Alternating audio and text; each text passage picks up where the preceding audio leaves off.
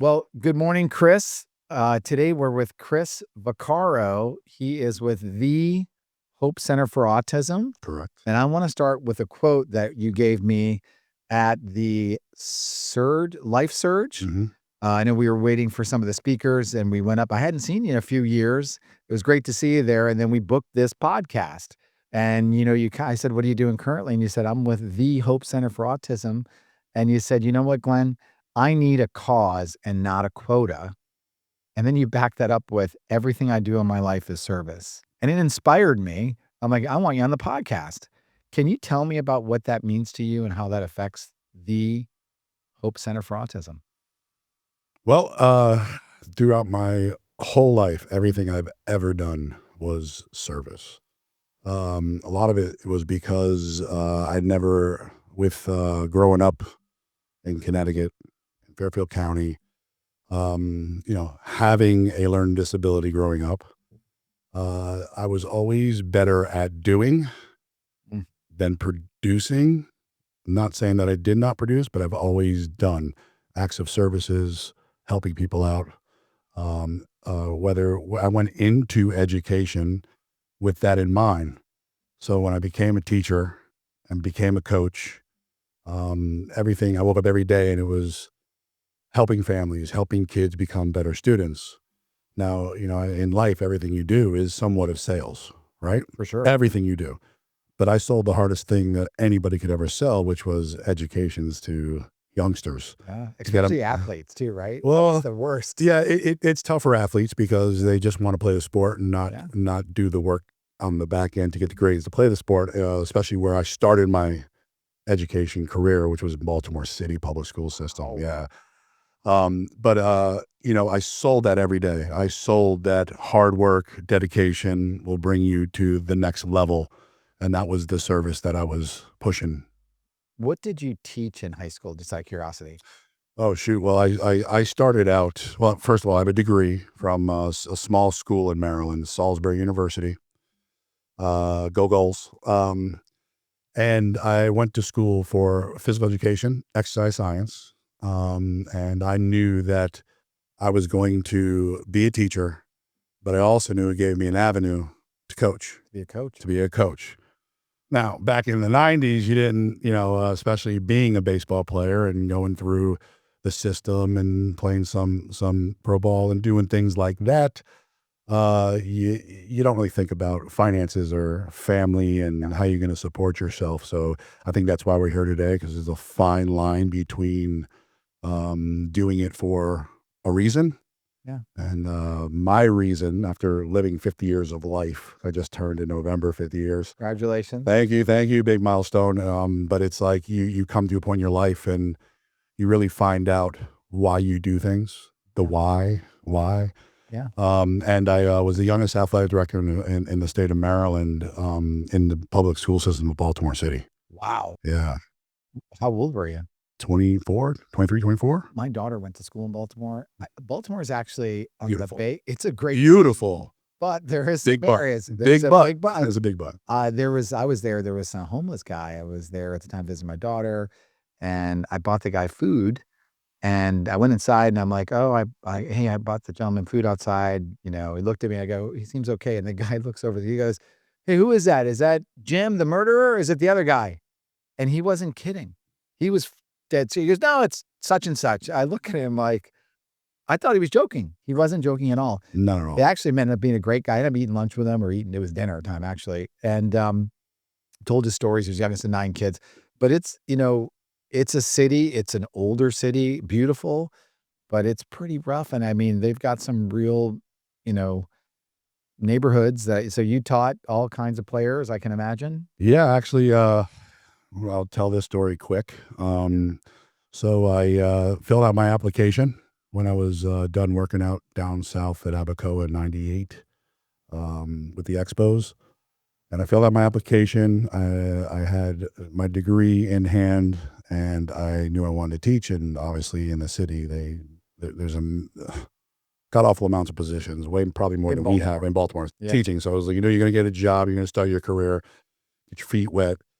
And I got in there first year. I was teaching physical education in elementary school, and they offered me a baseball position at a school named Baltimore Polytechnic Institute, which was like the higher level educational, like the kids with good scores would go there, but they were still city kids.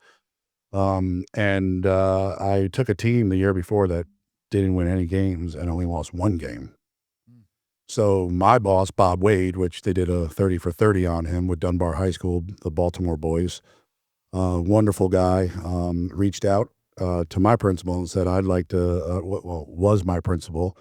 You guys are taking over a school called Southern High School. Muggsy Bogues, Al Kaline, they all went to this school, Southern Baltimore in the city right next to the harbor. Got it. And he reached out and said, my principal came up and said, hey, I'm putting your name in the hat to be an athletic director of this school that Bill Gates and Melinda Gates Foundation is going to take over because they're not doing what they're supposed to do. Mm. And at that time, if you watch The Wire, the city lost like $75 million. Like there was pay slips being handed out. There's a lot going on. So I said, yeah, I mean, I've never been an athletic director. I mean, I had some formal, a little bit of training through school, but I never You're been one. 24. About 24 years old. Yep. Wow. Yeah. It was a big on-taking. And again, this was a community that needed it. Yes. Baltimore City needed it. Again, service running through my head, right? How could I take what I know and help reach these kids and their families to go further than what is probably predicted by their situation, their society, where they live. So I did that. I started it. We phased out Southern High School. Okay. And then we designed, as a staff, we designed Digital Harbor High School, which was the first technology-based high school in the Eastern Sea Line.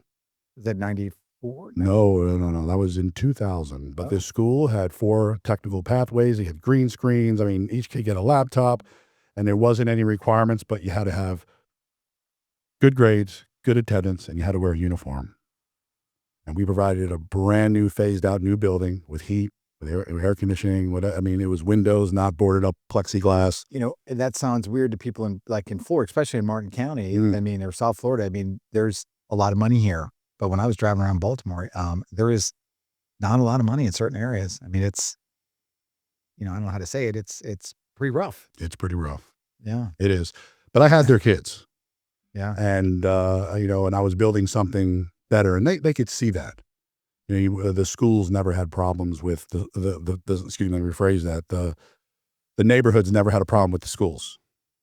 Okay. There's a purpose for school outside of, educating kids and making sure that, they're moving forward in a positive way. It also was home for I don't know how many hours. It also was heat. It also was food.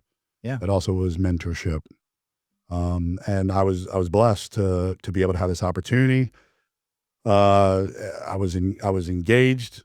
My life was moving so fast, and I rewrote the policy, the procedures, hired all new coaching staff, and Southern High School only had, I would say, I don't know, a handful of sports that the state offered. I think at the time the state was offering 30 something,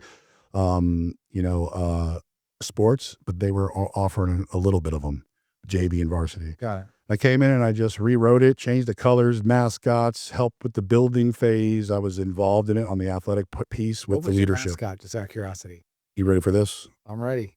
The ram. The ram? It's a ram. Oh. All right. It's an animal, I like it. but it's also ram in technology. Oh, Rams, that's hilarious. Rams of memory. What was the logo? Just out of curiosity. It was a ram. It was a ram. A ram. And then we had a compass because we were Digital Harbor and we were on the harbor. The harbor's beautiful. Navigating that, right? So we were the first school to offer Wi-Fi in the harbor, projected from there. So like the hub. Now we go anywhere we could get on Wi-Fi. And Yeah, that was a big deal. It was a big deal back in 2000, 2001. How many years were you there? I'm about 6. 6? Yeah. Still 6. 6 hard, long building years. Building is tough. Yeah. With anything. And we'll get more into that as we talk more about the Hope Center. But we did this. We put it together. We got to our 4th year and we were full high school. By the 2nd year, we phased in. Digital Harbor took over the athletic program. We offered every sport offered in the state. The Baltimore Sun did an article on me, and it wasn't about me. It was about like how did you do this? And I said, If you build it, they will come. Right? I love that. I mean, it's cliche. It's my favorite movie of all time, right? It too. My favorite movie of all time. For that, if you build it, they will come. They will come. So I took the principle, being so wet behind the ears and at 24, and I said, well, here's the thing. We got to start from policy procedure. We have to make everyone who's going to be involved in this athletic program buy into it by having input into it. Policy procedure, and they're going to buy in by having input. Input. So hire good coaches, then build the policy procedures with the coaches, Okay. then put those policy procedure in place, and winning will come. Some would like it. You mean some want it to sink? Yeah, with you on it. Why are you the way you are? Take a second, journal that. You know, I'm not trying to be Matthew McConaughey, but journal it. I journal a lot. I just write down things, right? So what makes you who you are today? And I bet you most people will come to the terms that I am who I am because of the things I didn't like about my coach. That's what made me a really good coach. Like everything I didn't like about coaches, I made sure I did it differently. Yeah. Well, think about your life. Yeah. We had a side conversation this morning. Yeah. As a coach, my favorite quote that I always say now remember, I started coaching in 1999. Yeah. These kids, I was 24, 23, 24. They were 18. I thought the gap was huge in adulthood. Wasn't. These youngsters are now 45 years old and they're ready for retirement like I'm planning for retirement next 10 to 15 years. So I would tell everybody, and you could ask a kid probably today who's just, I'm coaching, failure is your best teacher. Failure is your best teacher. It will show you everything you need to know. It'll show you how strong you are. Yeah. If you don't like it, you'll figure out ways to change it. Yeah. And we go through our life and we go through ebbs and flows. So here we are.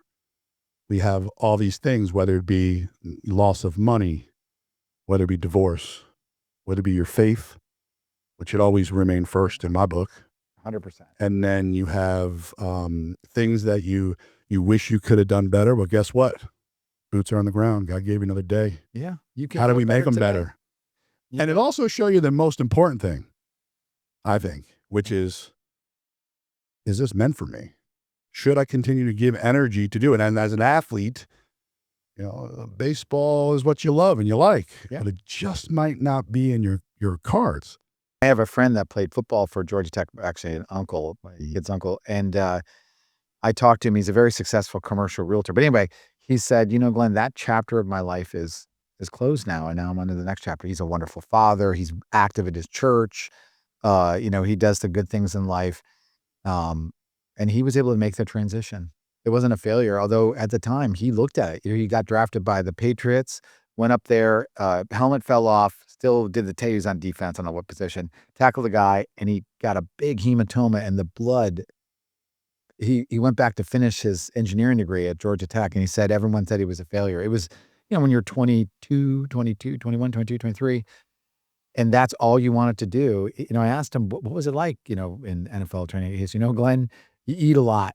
And he had to put on weight, you know, and he made it to the end of camp or almost, and he's like, you know what, this is not for me. This chapter's closed.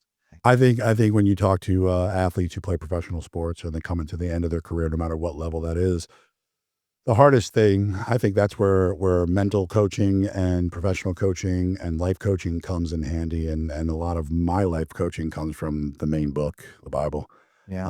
And I haven't always been that way personally. Have we actually shared that this morning? All right. So, I mean, my faith journey started probably about 15 years ago. And I think because of that, when you get an athlete who comes to the end and they kind of know the end of the career is you got to hang your cleats up and then there's a huge void. It's like, what do I do now? Yeah. What brought you to the Hope Center for Autism? And to preface it, you know, my nephew went there for many years, Matthew, my son, David's son. And he's now at Ernie L. School of Autism. Okay. We were lucky enough to get in and moved to Palm Beach County, but moved his whole life. That changed his life and brought him to God. And now you went from serving children through sports and being a teacher, an elementary teacher and different things, middle school teacher, 8 years in high school. Yeah. Jensen. And now you're at Hope Center for Autism. How'd you get there? So here we are. COVID happens. Oh. And Florida gets through it just fine. But I'm going back to Anderson And now they're telling me, hey, you have to go teach PE in a library. We have 4 libraries at that school, 4 different buildings. Wow. So we all couldn't be in the gym together because we didn't know. We had 6 feet 6 feet social distancing, the whole 9. Yeah, it was crazy. And it was very, like, you could see the kids were anxious to get social. You could see that the phones were out and the rules were a little softer. And I just realized, because when you're a teacher, when you're in that service industry model, usually the money doesn't flow like it would in a corporation or a corporate job. So, raising twins as a single dad for a good portion of those years I was talking about, and always struggling to live in Martin County. It's hard to, yes. Even 15 years ago, I mean, a 2-bedroom place was $1,500, $1,500. And for me, having twin girls, that was, and being a teacher, when my paycheck was take home close to $3,000 for the month. It's hard. It's tough, Like, very hard. very hard.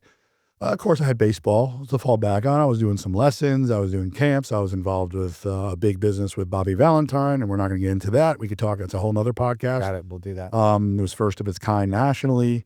So I supplemented my income, but it was a point in my life where I'm like, oh man, remember my daughter Isabella saying her transmission of her beat junk high school car blew up, and she's like, I need help. And I remember going, oh my gosh, I'm 44 years old.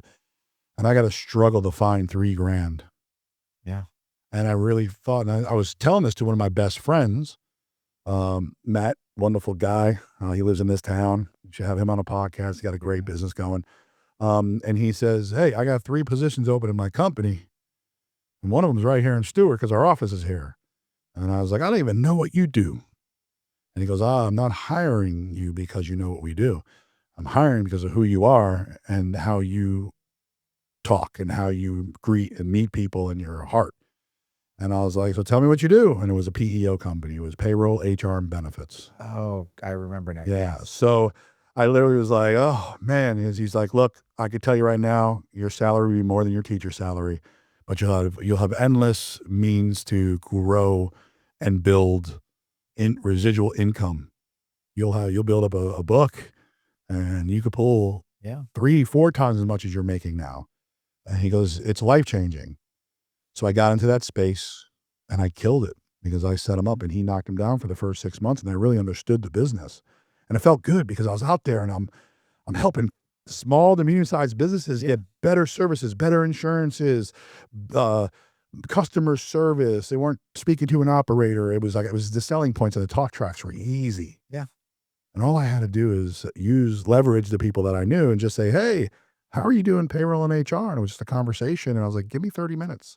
And I'd bring Matt with me and I'd close it. Next thing you know it, just my residual alone was more than my monthly. So I'm selling 4 years. I decided to do Martin County leadership here with the chamber because I've been a part of the chamber during that time. And as a teacher, you can't be a part of the chamber. You don't have time to go to the breakfasts and the after hours, which I recommend that we should do some things that we could pull some teachers into the chamber, and it would be great that schools would let them do leadership. Yeah, I don't know if people know that that's you get invited, if I want to say, or you have to be on the Martin County leadership team. I'm on the board right now. I mean, I've actually never done it, but I have friends that have done it. Now, It is. Not from Martin County, but my family's lived here since 71. Right. And so I travel I lived with my mom. But anyway, it's a prestigious thing to do, and it really gets you to know the community, although you knew most of the community. Well, I knew people, but I didn't know the community, the way it really functioned. It was a call by a local businessman going, how are you doing leadership? And then it was a call to our CEO, and the CEO says, hey, are you doing leadership? I'm like, I don't even really know what that is. He's like, we're in the chamber. And I said, well, let me call and find out what leadership is. So I call the chamber, all the people I know. I'm like, what's this leadership thing? He's like, oh, well, applications are due in 2 days. I go, because I'll send it to you right now. I said, what's the process? Well, it costs a little bit of money if you're accepted. And I was like, oh, well, this is like college. Jesus. Yeah. All right. So I go ahead. I do the application. I answered right from my heart. I had some people read over because I have dyslexia. Like when I grew up, I was in small classes and rode a small bus, and that's not a joke. I was, to this day, I mean, if I had ChatGPT in my life and some of the things that the kids have now, it might have been a different story, but I wouldn't change my story. I would never change, even the ups and downs. So here we are. I apply. A month later, I find out I was selected. I start leadership. It's once a month. I really can't go into detail because we don't talk about each day. Got it. But I am going to talk about one of the days, and I'm not going to give you too many details in case you do it. I don't want to give it up because it's a very, very good program. They do a great job. Amazing thing. It is. It is. I mean, it is. It really makes you think about where you live and how you function in this community, with whether it's a business, whether it's a teacher, whether it's a civil service person. Like, what do you do and how does it really work? And how can you get involved to make where you live better? And it doesn't necessarily have to be money. It could be just, being a part of a non-for-profit, right? Love it. So we go through the day, and it was a purpose day, like a why day, they called it, right? So we're learning about the principles, and we're meeting commissioners, and there's a bunch of things we're doing that day. And then that's where you heard what I said. I had to stand up and give my purpose statement. And at the time, I was really missing education, but I knew I couldn't go back because of finances. And I was really missing the service aspect of being a part of the families. And at this time, I was on the board at the Hope Center for Autism. I no longer, because I'm the director of business development for the Hope Center for Autism. It's a position. And not that I couldn't be on the board, but I joined board meetings to give my 10 minutes, to guide and how can you help us, or kind of thing. But I stood up and I said, I need a cause and not a quota. Because even though I was helping these small businesses, I was missing this always in a service mode. So you were on the board and you were working for the payroll company at that time. Mm-hmm. Okay. And I was in leadership. And this was like the fourth day of 2021. Last year. I was class 34, so last year's class. Awesome. And Joanne Swayze, the executive director, who I was on the board with, because I served on her board, she gets on the bus and she goes, I think I might have something that you might be interested in. And I was like, Joanne, I can't go back to teaching financially. I can't, as much as I want to. I don't think I can. Yeah. So came and she's like, look, we're growing. As you know, we have a waiting list at the Hope Center for Autism. Yeah. We have 400 kids, 400 families waiting to get into Hope Center for Autism. How many kids does it serve? 94 right now, close to 100. And she goes, we're looking to really ramp up our business side. We got the school locked down. We've been around for 20 years in this county. Yeah. And for the Treasure Coast, we served a lot of families. We have a lot of good backing. We really get the school stuff. Really, it's nailed down. We serve the ASD community, which is autism spectrum disorder. And not only that, during school, we make sure that we're working on their social development. When they get a little older, we have curriculum that works on their vocational and workforce experience. We try to identify all that. Obviously, we're a pre-K through 8th grade school. We do have some high school kids that are homeschools that take part in our vocational. We have a small group of those kids. And we have programs like Next Step, which is our adult club that meets on Wednesdays. There's about 35, 19 through 30s plus. We have, great thing is we have a couple there. They're getting married. Wow. Yeah. So think about that. You have adults who are on the spectrum. Yep. Who come together to be better at socialization, learn some workforce. Their social side, they go to movies once a week, or they go golfing, and they do things together. But we host that, and our staff runs it, and they do wonderful things. For our adults and our high school kids, we have curriculum. For instance, we do a car wash curriculum. We teach them low-level cooking stuff, but we don't have a culinary kitchen yet. And we teach them how to vacuum. We're heading. That's why I'm here, right? A question for you. You just expanded to you used to be behind the Home Depot there, right? Yeah, we used to be right there on Indian Street, the little facility. We only had about 30, 40 students. And we moved 3,000 square feet? Yeah, I don't know. I wasn't there at the time. Where are you now? We are in Willoughby.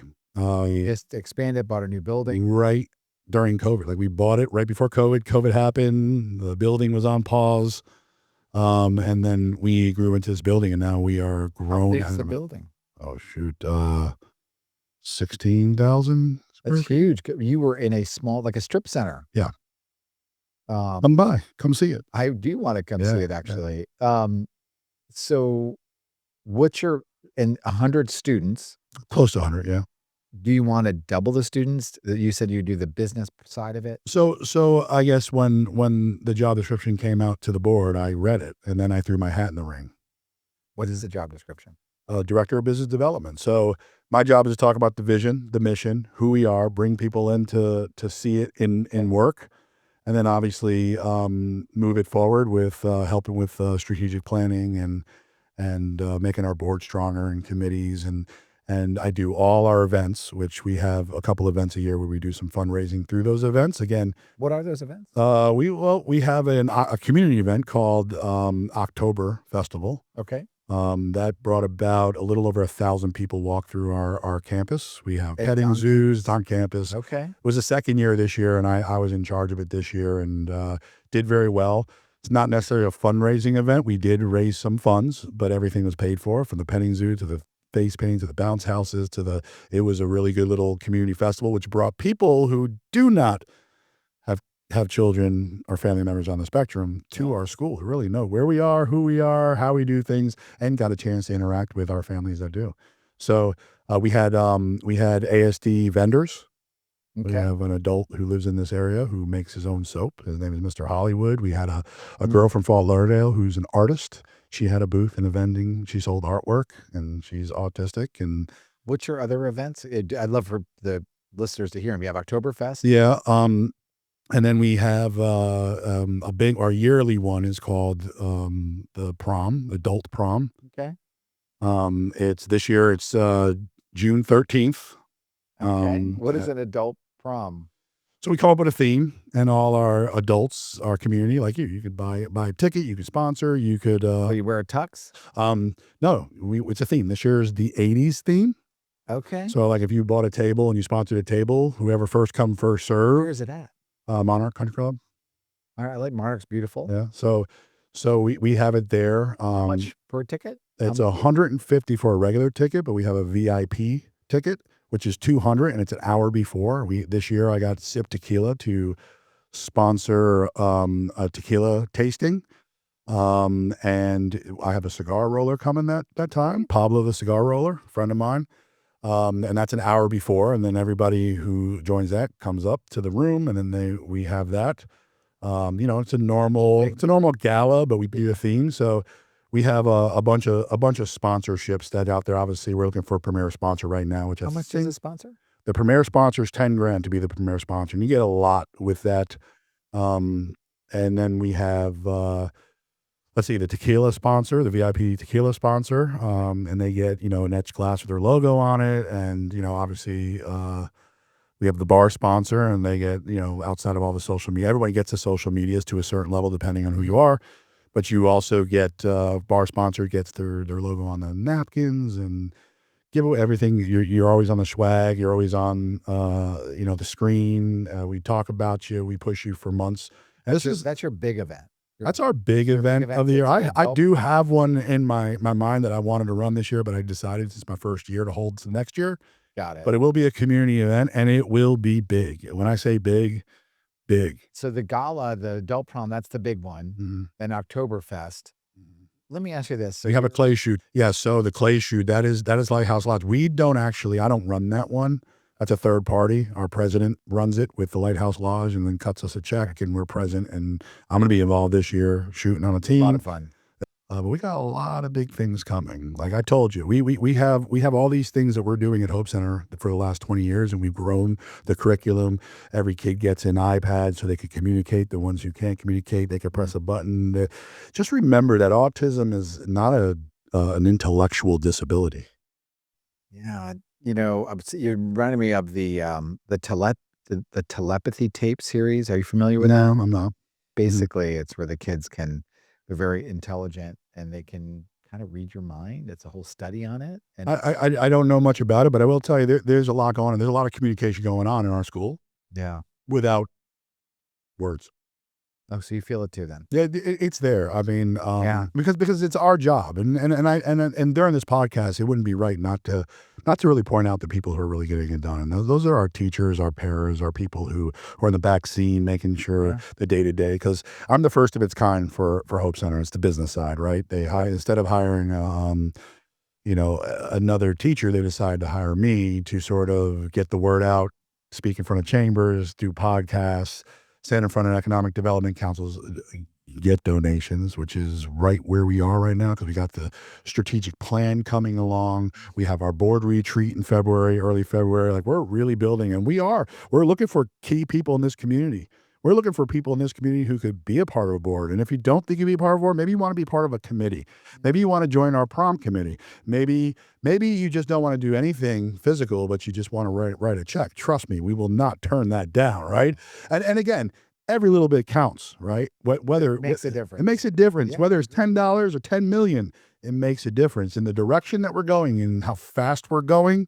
We need this community to stand behind this because there's not many of us. You just said your family members down south because they have something down there. Now they're different than us because we're like them, but we're different. Meaning we're a public charter school, so we are we're free. Funded by the state? Yeah, so we get money from the state, but not everything's funded. No. For us, we're 3 teachers to everyone. One teacher to every 3 kids. Excuse me, I got that ratio wrong. So Wow. yes, so we have small classrooms. We have 3 to 4 teachers in that classroom. So for you, I need a cause and not a quota. And your cause is service. Service, and here's the best part about this: Service. full circle. Did I just tell you I was in those classes? I have a teacher I still talk to today. Her name is Sue Chandler, Connecticut, Stanford, my hometown. Yeah. She was my tutor. She was my teacher. Without her, I probably wouldn't have graduated high school. My IEP meetings, they told my mother I shouldn't even have gone to college. You know what my mother's did? I can't say it on a podcast. You might have to bleep it out. Italian mom stood up and said, my son's going to college because he wants to play baseball in college. And we have not only colleges, we have pro teams talking to him in high school. Yeah. He's going to college because he wants to play baseball in college. They told my mom I should be an electrician, a carpenter, and they weren't wrong. Yeah. They're not wrong. I mean, there is something for everybody, but again, failure is your best teacher. I went to school every day and failed. I failed in those classrooms. I failed every test. My SAT scores, I had 7 college offers and couldn't accept one of them, so I had to go to junior college. Yeah. So I went to Essex Community College in Baltimore, which was number 1 in the country for Division I, and I played there. And then I transferred and followed the girl's mother to Salisbury University, at the time Salisbury State University, now Salisbury University, Bio City, Maryland, and I went there and I graduated. It might have took me longer than the average bear For you. but I did it. Now, they weren't wrong. But my mother's like, Yeah. he's gonna play baseball. He's gonna aspirate that avenue. Yeah. Because he might fail. And then he could become anybody could become something else at one point. Hey, I did it. Yeah. Where am I? Your dream. I was a teacher. I got into the corporate world. Yeah. I mashed service with corporate. And then one day I said, I need cause, not a quote, and something just fell in my lap. God's good. God is great. God is great. I have a question. In closing, where do you see the Hope Center, the Hope Center for Autism 5 years from today with your service? Well, I already see the change since August, because I started August 4th. I already see the change. We've already are climbing down avenues, and I'm not at liberty to discuss them today. More students, bigger Okay, so how do we are going to serve? We are looking into bigger facilities. We are looking to make our school numbers bigger, hire more staff. I would probably say Students. we'll probably double, if not a little more than that. The reason I ask is because my brother had to move to Jupiter. 2 things. Hope Center only went through 8th grade, right? And he had nowhere to go. And now they only took about 100 students initially, I want to say, at Ernie L's School of Autism. And they go through 23, 24, I think. Yeah, they have an adult program. Adult program. Yep. So as we move down the last 3 or 4 months, we are heading down that path. We got some good news. Yeah, high school offerings.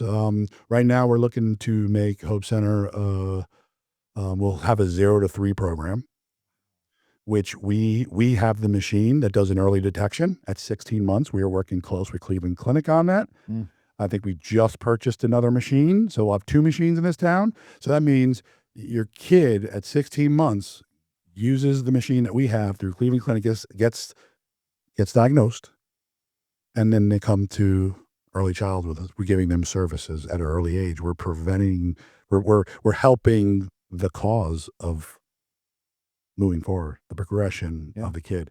If you hit it early, you could probably do way better than getting them, because it's really hard to get a kid in first grade or second grade or even third grade fall behind. Yeah. And we do great things like the stories that kids have gotten out of diapers that the parents never thought they would ever get out of. They're out and they're sleeping through the night. Because remember, everything we do, yes, it's for the kid, but it's the quality of life for the family.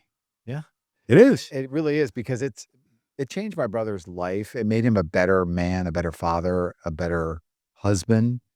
But it was very difficult on his marriage. I mean, It still is difficult, Yeah. because life and what life gives you is not always easy. But I will tell you, the school is a saint. The teachers are a saint. It is in our county, and we have an epidemic coming, and we're forthright in moving it forward by thinking in advance. You know what else we're going to have? An epidemic. You mean epidemic of autistic children? Well, how many autistic adults do you know working and supporting themselves? Because I know a lot of people who don't have autism can't support themselves living at home.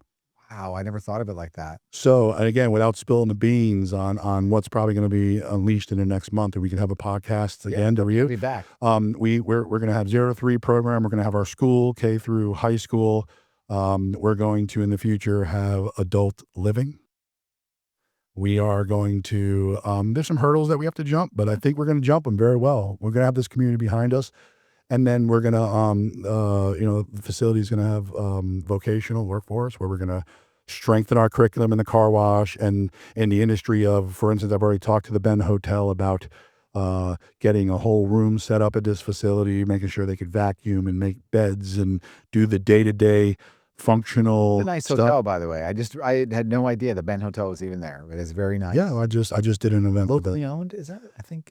they're actually being bought out. I don't know who. I don't Got it. get involved. I don't have money in their stock, so Got it. but I do some events with them. We just did a Christmas thing with our ice skating rink. We had a tree down there.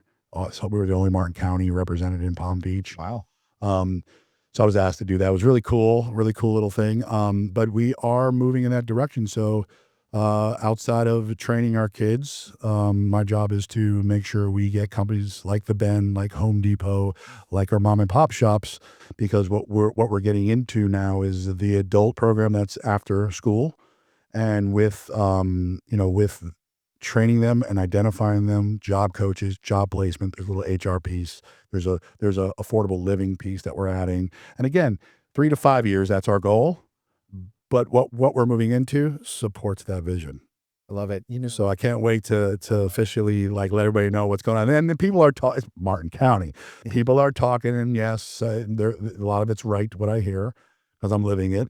Yeah. But we just don't want to go public until that we know the hurdles are small and easy to obtain. The things just was obviously autism has affected my family, but it's been a huge blessing in many, many ways. And to see the love that they have for Matthew.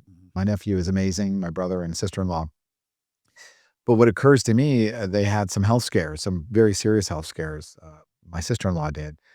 And I had a friend, but basically the biggest fear of an autistic parents is that who takes care of their son when they're So gone? funny you're saying that right now, because I have met with many people in this community who are wills and trust lawyers. Yeah. Who have asked me, do you know? And I'm going to tell you, you're right. There's nobody knows if you don't have autism. If you don't have it in your family, you really don't know that lifestyle. And when I tell you these youngsters do not sleep at night, most of them. No, not really. The parents have to wake up and work a full day. I see you're getting emotional. They have to work a full day. Why do you think we're free? Why do you think we're open at 7 in the morning and we close at 6 at night. We have aftercare. These are all the programs that we're going to build. We're going to have more because anybody can go to our after. You're going to make me cry because I'm an emotional guy. And it's okay because it wasn't about me to pull your heartstrings, but it is about this community, Martin County. And I think the people who sit in those seats of legislation, I think they really know that what we do is great. And I really do need this community to tell your friends about us. Because as we move forward into looking for bigger facilities and to doing this on a grander scale, we need people who want to serve. And it's not just with a check. It could be volunteering your time for our adult. Maybe you're a business owner and says, hey, I got 3 part-time jobs that I'm looking for. And can you identify these adults who could do it? Yeah, I love it. Sorry, I told myself. I don't have an app. Yeah, don't worry about it. It's okay. I mean, God bless you. Just their heart, the fear in my brother and sister-in-law's face. You see it. And what are you going to do with Matthew? They don't even want to speak it, but they did. And so there is an epidemic coming. Did you call it an epidemic? I did. Yeah. Well, and when I say that, not to scare people, it's not a scare tactic. Do you know what Tent City is? I don't. Well, you know what a Tent City is? It's Yes, like the homeless guy, right? Yes. A good amount of those adults are autistic. I have no doubt. On the spectrum, right? Yeah. You know what the normal folk would say about it? Because I'm myself. Yeah. He's crazy. He needs a straitjacket. He needs to institutionalize him. And no, he's just nonverbal and never had the training. And most of our parents also have a form of ASD. Now, that's not saying that that's a documented. No, my brother David, no doubt. Probably me too. Everybody, ADHD. What we're finding out is everyone's on the spectrum. But what level, right? And we have in our school, just to give you a number-wise, we have 93, 94 students. Yeah. We have 90 employees. And you need that ratio. And some of our employees are adults. And two of our employees are parents who lost their home because the kid has crisis.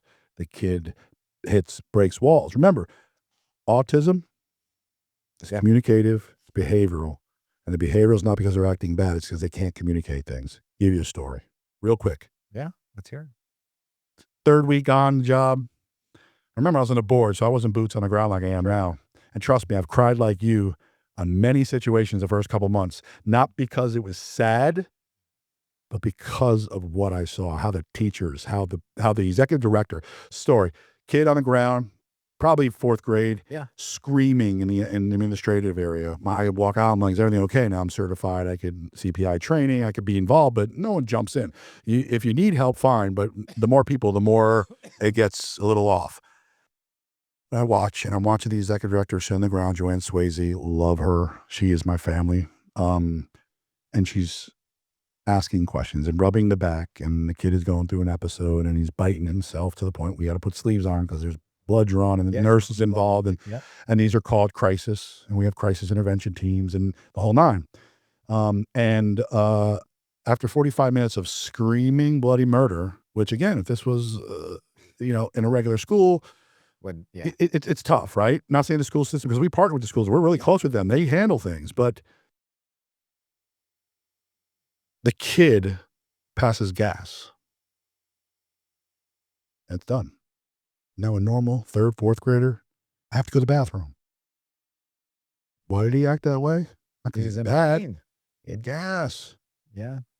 And we chuckled a little bit. We were a relieved chuckle that, man, this has calmed down. Kids in fetal position and, banging and biting and, letting his thing out. Like it hurt. It hurts. It hurts. Right. So, that's what we do on a day-to-day basis. And our teachers at the end of the day are like, but they're back the next day going, pause and not a quota, because those teachers are getting paid what teachers are getting paid.